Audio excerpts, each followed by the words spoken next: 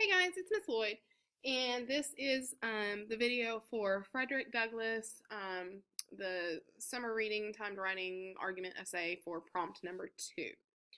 And as I told you guys in class today, prompt number 2 overall was the better written response from what it is that I got. But we still see a range. In this case, I believe it's still 2 to 8 on the prompt number 2. I'm going to show you a 3, a 5, and one that's on that 7 plus 8 cusp. For scoring purposes, I went ahead and gave it an 8. But I want to talk you through what it is that I saw for the most part. On the 2s, it was predominantly because there was summary, there was a lack of evidence, that sort of thing. So that's pretty much what I saw with the 2. Now let's take a look at this 3 that we've got here. Individuals will often act against their beliefs in order to keep peace in a society that would otherwise reject them, while the more just will find ways to work within the boundaries. Although the white slave-holding society of early Americas often frowned upon, quote, pleasantly treating slaves, it was used relatively, and those with kinder hearts tried to counteract the actions of society. However, more times than not did society change those who showed mercy.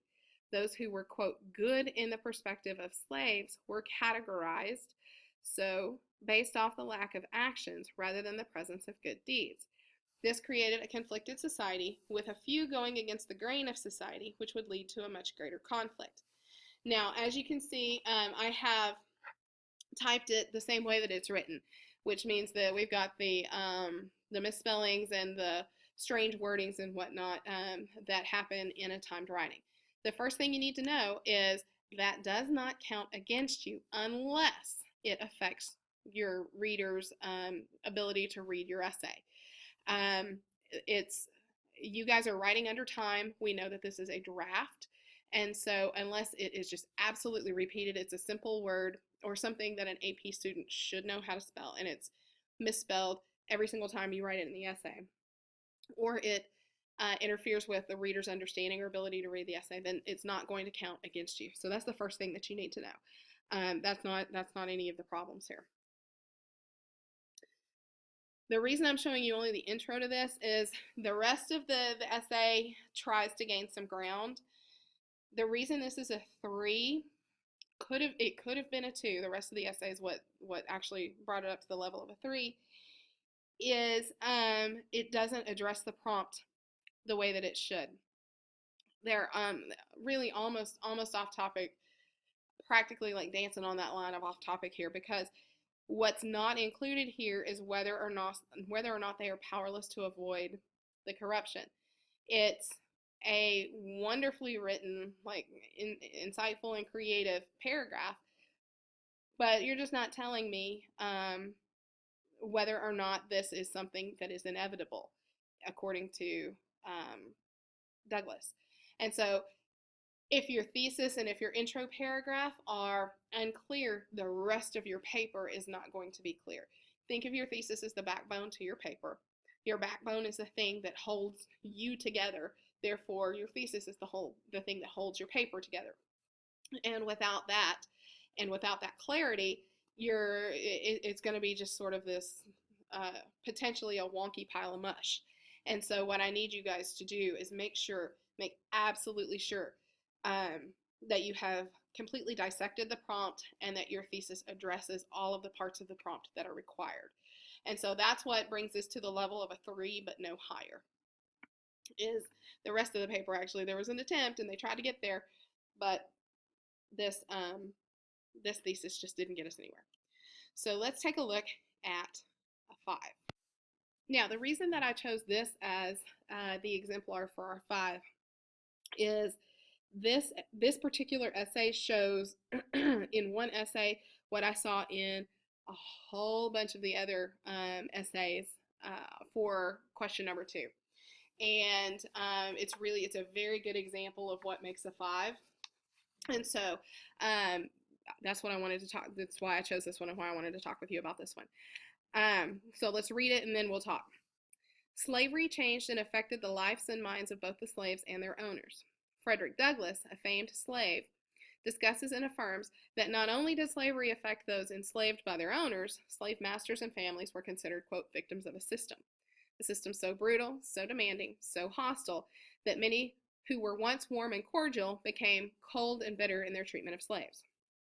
Slavery often altered the state of temperament of slave masters. Mistress Hugh, one of Frederick Douglass's masters, had often been kind to Frederick Douglass, but the longer he remained under her ruling, the less amicable she became.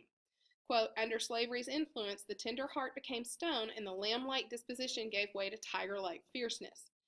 Mistress Hugh became a victim of the society around her, in which slaves were not people, not human beings, but pieces of property, treated like animals. Slave owners around the Hughes enslaved them into believing treating slaves with kindness and educating slaves was unjust, unforgivable, and unacceptable. Okay. The first thing that is readily apparent is the repetition. And I saw this in a multitude of essays. Whenever you are working with words that are so closely related, like slaves and slaveholders and enslaved, you guys have to have a bank of synonyms to work from. And that's partly why we have the tone array, because it can get very repetitive very quickly if you are stuck sort of in that loop, and it becomes hard for your reader to keep track of what it is that you're trying to say because they are caught in that loop with you. So you need to make sure that you're not being as repetitive as this particular essay is. Now, let's take 1 second and let's look at the thesis statement.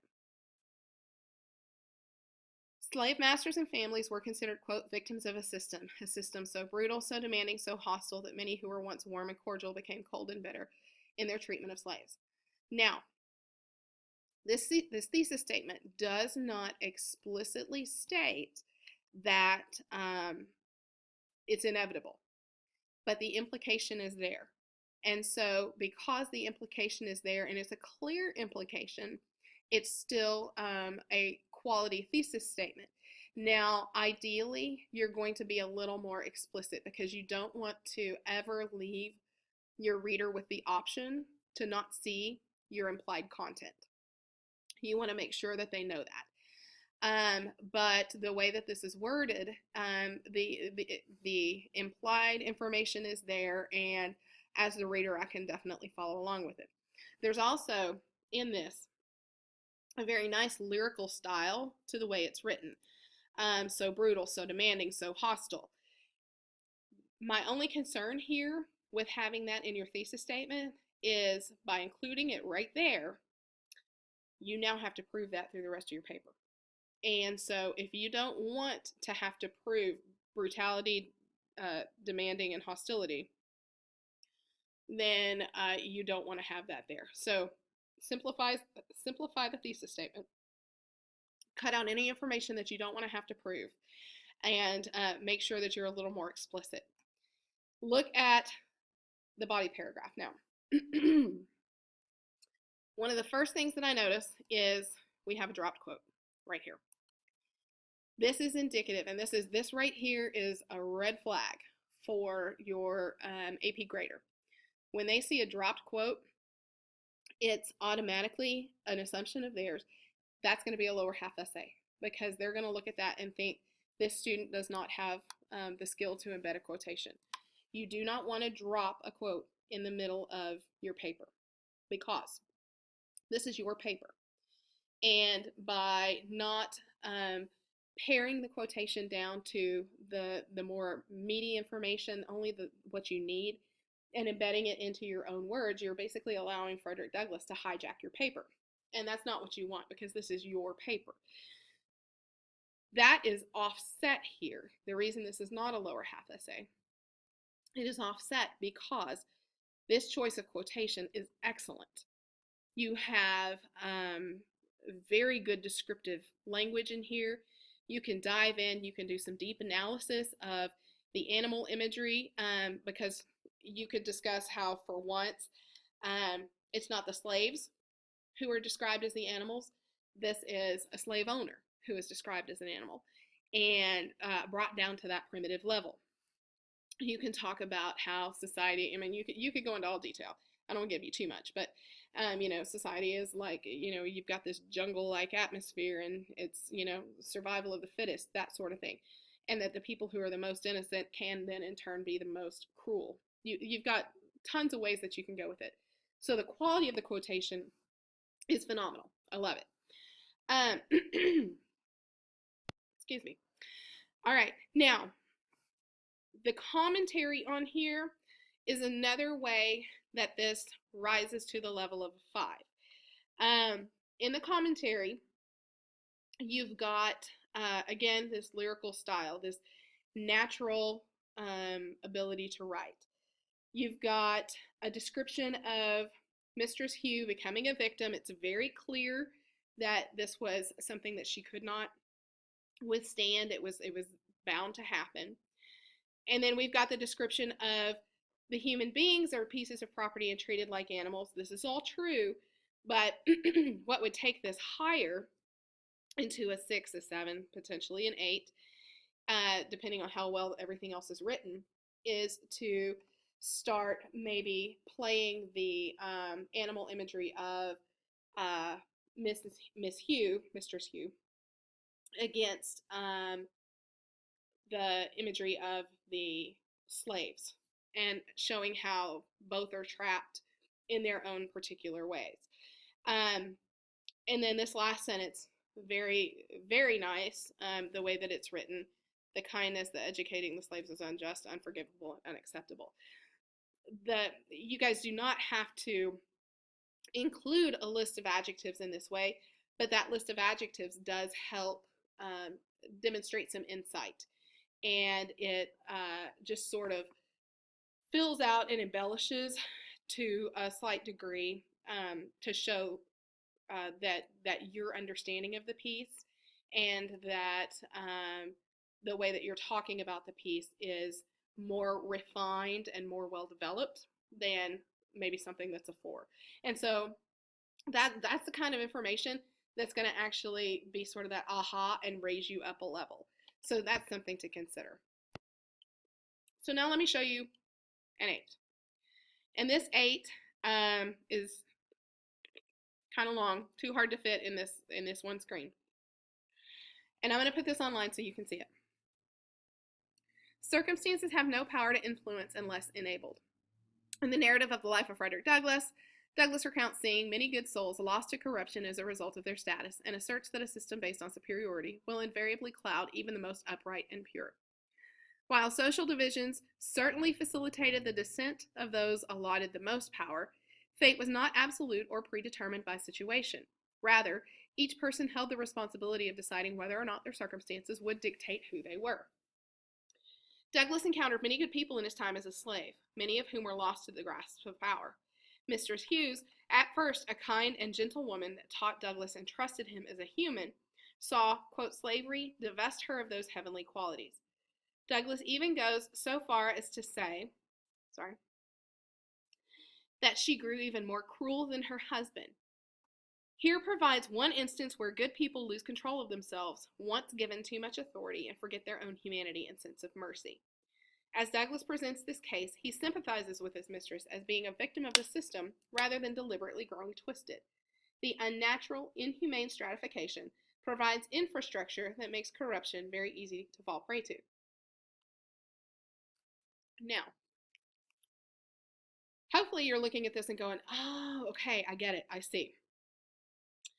What makes this an 8 is obviously the commentary. The commentary is insightful, the commentary is sharp, it is on point. The only thing is sometimes the language is maybe just a little convoluted, so we need to sort of rein that in just a little bit. But the ideas, the way that it's presented, everything here is pretty much on point. And so I want you to look at this as an example. You do not have to copy it. Please don't copy it. But look at it as an example of what you can do and start attempting to mimic. So to sum this up, these will be online. I will make these available to you.